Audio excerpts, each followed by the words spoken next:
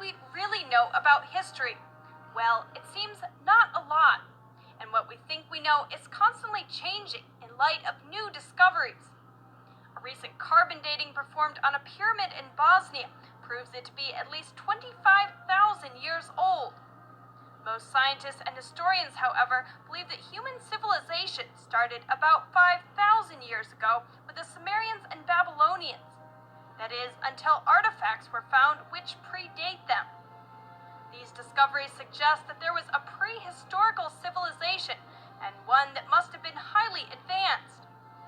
Two Italian archaeologists, Dr. Riccardo Brett and Niccolo Visconti, found a piece of organic material on the Bosnian pyramid. They were able to carbon date the material, and with it, the pyramid itself. This carbon dating puts the pyramid 20,000 years before the Sumerian and Babylonian civilizations. When the Bosnian pyramid was first discovered in 2005, researchers could only measure the age of the topsoil covering the pyramid, which is about 12,000 years old.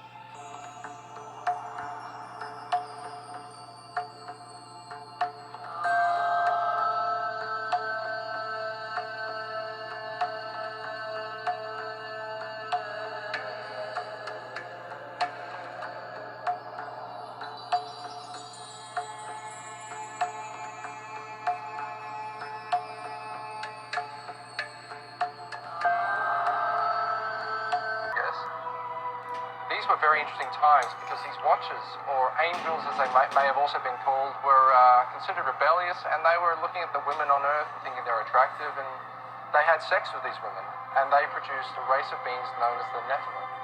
It was kind of like a big genetic experiment going on, or so it's indicated in the Book of Enoch, because these Nephilim were often giants or creatures that were just bizarre and strange looking. And there was a real push in those times for people to prove their bloodline, to prove that they weren't part of the Watchers, or that their lineage did not go back to the Watchers. And they thought actually Noah may have been a Nephilim at one point because he was born with blonde hair or he's very white. But he had to prove that his bloodline was not of the caste of the Watchers. And that's why God spared him and his family. So we have to ask... In my book, there's a lot of genealogical research, going back, Dick's family, my family, these heroic and amazing tales of people who went west. But one of the things I discovered is that Dick and Barack Obama are eighth cousins. What? Is that an amazing... Barack Obama are eighth cousins. What? Is that an amazing thing? Yes, if you go back 8 generations, they have a common ancestor. These evil entities have planned. These bloodlines are literally able to be traced by genealogists all the way back to ancient Sumer and Babylonia, and these human familiars or pets of the demonic angels have worshipped Satan and his minions under many forms from the time of Sumer right up to our present day. Great things for history. George Washington, Thomas Jefferson, William Howard Taft, and President Barack Obama. One young girl traced them all back to one common ancestor. They're all cousins and all grandsons of John Lackland. It's the... To keep the power and the money all in the family. Like their pharaonic ancestors, the British monarchy have a long history of incestuous inbreeding.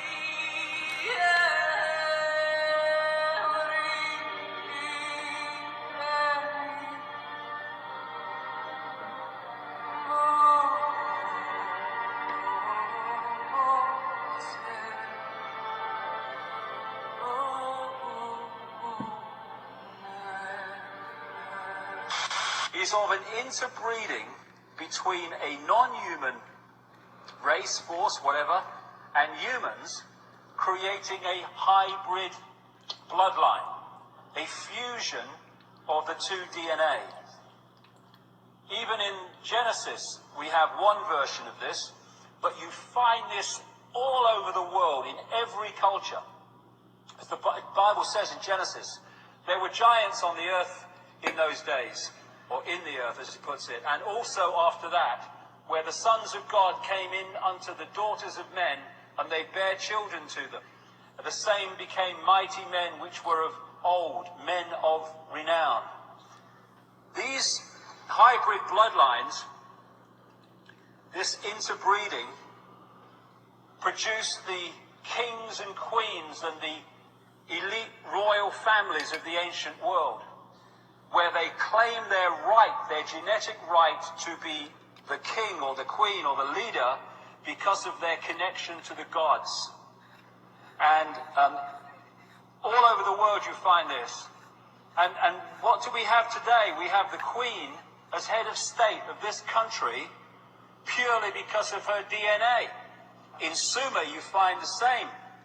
Sumer, which became Babylon, which became Iraq, has ancient texts and tablets which describe the same recurring global story of this interbreeding to create this hybrid race. The hybrid race became known as the demigods, part human, part God, because of this interbreeding connection. This hybrid bloodline went off across the world, up into Northern Europe. It became the power behind the Roman Empire and the creation of the Roman Church, which became, of course, global Christianity. Much more about that as we go along. And everywhere it went, it became the royal bloodline, the elite bloodline, the one that became the leaders and the kings and the queens, and also the people in charge behind the scenes. And it interbred with other such bloodlines in Northern Europe. These hybrid bloodlines are known as the Illuminati, the illuminated ones, and they're the ones that control the transnational corporations, governments, the banking system, the whole shebang that dictates and controls the direction of society. A lot fewer people of higher IQ. In other words, a dumbing down, a chemical dumbing down of society. So everyone's sort of mediocre. That leaves them dependent on government. We all have this desire to have someone lead us. We all have this feeling where we need someone who's smarter and wiser, who represents us. You know, and when you're really fucking dumb, the problem is really dumb people, they get a say in everything too. And they're subject to a lot of tricks. They're subject to nationalism. They're subject to these kind of ridiculous rah, rah, rah America speeches that don't say jack shit. They say nothing. It's all just this cheerleading fucking event. And they're subject to it. They can't help it. They're cheerleading fucking event. And they're subject to it. They can't help it. They're dumb. They don't know they're being bullshitted. They grew up around dumb people. They go to work with dumb people. There's no one in their family that's interesting or asks any questions at all. And they just get sucked right into it, man. To go to war. There's a business behind going to other countries and fucking people up and taking their shit. And they come up with reasons to do this. And they sacrifice American lives to do this. And they do it for profit. And it sounds absolutely ridiculous. It sounds absolutely outrageous that the greatest country on earth can be involved in something like that. Even if it was just close to free fall, that's crazy. There was no resistance. It just gave up. Why wouldn't it wiggle and collapse towards where it got jacked? It just seems like a controlled demolition. That bothers me. In the history of that Yale club, two of its former members will go head-to-head for the presidency. Also the first time in the history of that slightly less secretive organization, the United States of America. That's right, John Kerry was also in Skull and Bones. You were both members of Skull and Bones, the secret society at Yale. It's so secret we can't talk about it. What does that mean for America? It's a secret.